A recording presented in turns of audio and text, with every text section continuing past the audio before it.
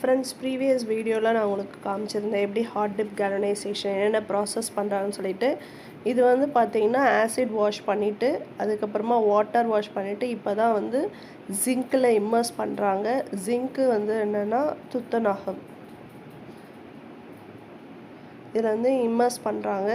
So இப்போ immerse பண்ணும்பொழுது என்ன ஆகுதுன்னா அந்த தண்ணி ஆசிட்லாம் இருக்கிறதுனால அப்படியே வெடிக்கிற மாதிரி இருக்குது. இங்கே பாருங்கள், இப்போ லேடர் கேபிள் ட்ரேவை இம்மர்ஸ் பண்ணுறாங்க. இம்மர்ஸ் பண்ணிவிட்டு ஒரு 5 மினிட்ஸ் 3 to 5 மினிட்ஸ் வைக்கும்போது அந்த ஜிங்க் வந்து கோட்டட் ஆகிடும். இந்த ட்ரேயில் கோட் ஆகும்போது இது லாங் லாஸ்டிங், ரஸ்ட்டு ஃபார்ம் ஆகாது. என்ன மாதிரியான ஹியூமிடிட்டி டெம்பரேச்சர்லேயும் இந்த ட்ரேஸ் முடியும். அதுக்காக தான் இந்த ஹாட் டிப் கேல்வனைசேஷன் ப்ராசஸ் பண்ணுறாங்க. இங்கே பாருங்கள், அப்படியே அந்த லேடரை வந்து ஜிங்க்கில் இம்மர்ஸ் பண்ணுறாங்க.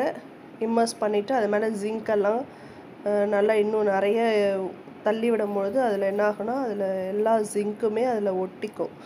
ஸோ அதில் மேக்ஸிமம் கஸ்டமர்ஸ் கேட்குறது என்னென்னா 85 to 100 மைக்ரான்ஸ், அப்படி இல்லைனா 80 to 85 மைக்ரான்ஸ் தான் வேணும். அந்த அளவுக்கு திக்னஸில் ஜிங்க் வந்து கோட் ஆகிருக்கணும். எம்எஸ்ல லேடர் ட்ரேவாக இருக்கட்டும், பர்ஃபரேட்டட் ட்ரேவாக இருக்கட்டும், அப்போ தான் அதனோட குவாலிட்டி நல்லாயிருக்கும்.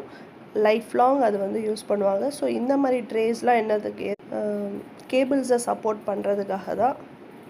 ஸோ இப்போ ஒரு கண்ட்ரிலையும் ஒரு ஸ்டேட்லேயும் டிஃப்ரெண்ட் ஹியூமிடிட்டி இருக்கும். அந்த ஹியூமிடிட்டிக்கு ஏற்ற மாதிரி அந்த ட்ரே வந்து ரஸ்ட்டு ஃபார்ம் ஆகாமல் இருக்கிறதுக்காக பண்ணுறது தான் இந்த ஹாட் டிப் கேல்வனைசேஷன். இங்கே பாருங்கள், ஒன்றோட ஒன்று ஒட்டிக்காமல் இருக்கிறதுக்காக தள்ளி விடுறாங்க.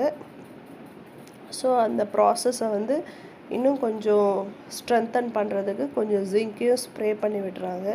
இங்கே பாருங்கள், இம்மர்ஸ் பண்ணிவிட்டு அங்கே டைம் மெயின்டைன் பண்ணுவாங்க. 5 மினிட்ஸ் வரல மெயின்டைன் பண்ணும்போது நல்லா கோட் ஆகும்.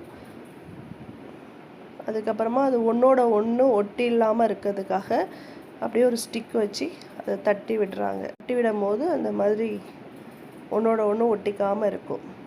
ஸோ இந்த மாதிரி இம்மர்ஸ் பண்ணுறது தான் ஹாட் டிப் கேல்வனைசேஷன் ப்ரொசீஜர். இதுக்கப்புறமும் ஒரு நிறைய ஸ்டெப்ஸ் இருக்குது. அதை நெக்ஸ்ட் வீடியோவில் பார்க்கலாம். பாருங்கள், ரொம்ப இன்ட்ரெஸ்டிங்காக இருக்கும். ஒர்க்கர்ஸோட சேஃப்டி வந்து ரொம்ப ரொம்ப முக்கியம்.